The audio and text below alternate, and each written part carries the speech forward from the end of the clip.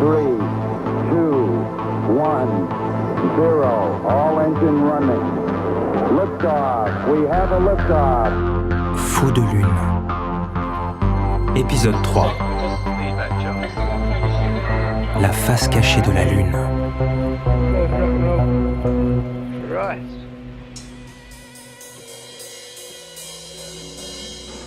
Studio Abbey Road, Londres, décembre 1972.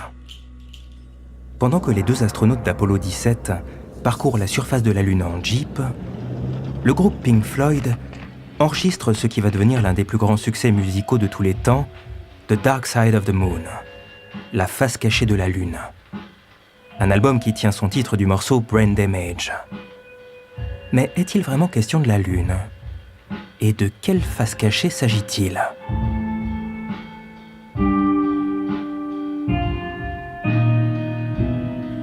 Emblématique, le refrain « I'll see you on the dark side of the moon » est une adresse de Roger Waters à son ancien partenaire Syd Barrett, qui a sombré dans la folie.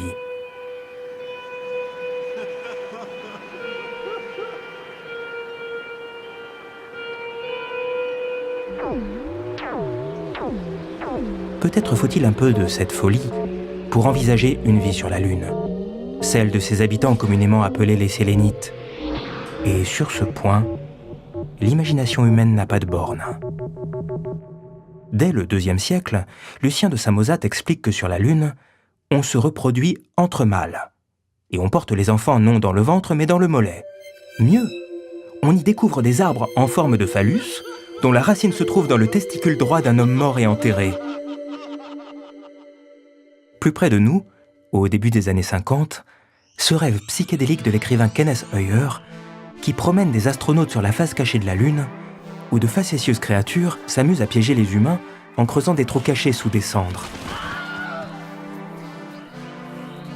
Si l'on examine l'hypothèse d'une vie lunaire, il faut l'imaginer dans les tunnels ou les cavités, préserver des températures extérieures absolument insupportables. Plus de 120 degrés le jour et jusqu'à moins 173 degrés la nuit.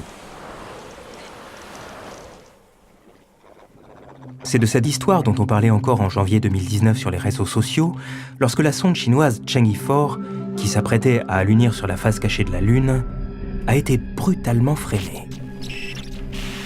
Beaucoup d'internautes ont alors mentionné cette rumeur qui a suivi la fin du programme Apollo, expliquant qu'en vérité, les astronautes de 1972 avaient croisé des extraterrestres qui leur auraient intimé l'ordre de ne plus revenir jamais.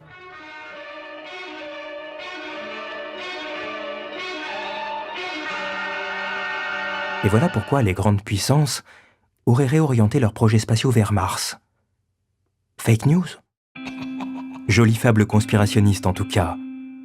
Si des extraterrestres vivent effectivement sur place, ils n'ont sans doute aucune envie de laisser les humains coloniser la Lune. C'est précisément ce que racontait le cinéaste David Bradley en 1961 dans 12 to the Moon. Dans ce film de science-fiction, les créatures lunaires ne veulent discuter qu'avec les chats qui, bizarrement, accompagnent les 12 astronautes. En fait, les animaux ont l'air bien plus intéressants et sympathiques. Sauf que 60 ans plus tard, dans le monde réel, les hommes ont bien envie de retourner sur la Lune, mais en tenue de vacanciers cette fois. Prochain épisode, les touristes de l'espace.